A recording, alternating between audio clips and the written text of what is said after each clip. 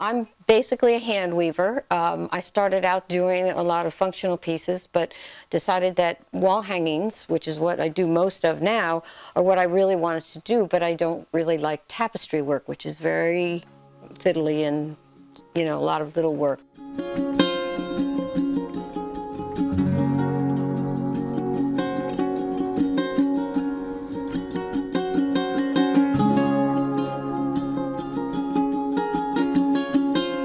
I use a technique that's usually used for geometric patterns in rugs, but I use it differently so that I can get more representational work. The piece is York's iconic architecture. So it's basically a montage of different buildings that are in York City. So it would be the Rook Building, which is on the square, the York Water Company, which is along Market Street, the Capitol Building, and the Heidelberg Church.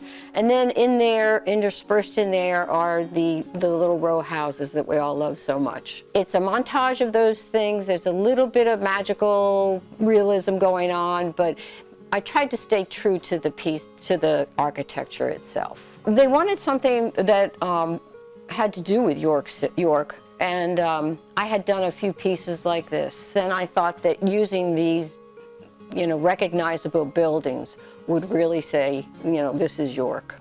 I'm not sure where the piece is going to be displayed, but when I took the tour, there were these panels on the walls, and I thought a weaving would fit really nicely in there.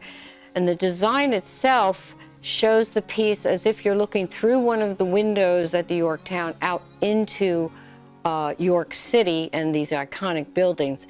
And so what I've done before, and I think will look really nice, is that there's an ironworker, Tom Moore of Glenrock, and he has in the past made these for me where it's a wrought iron rod, and we're going to pick up some of the design of the railings that are historic to the Yorktown and use those to design the finial ends of this wrought iron piece.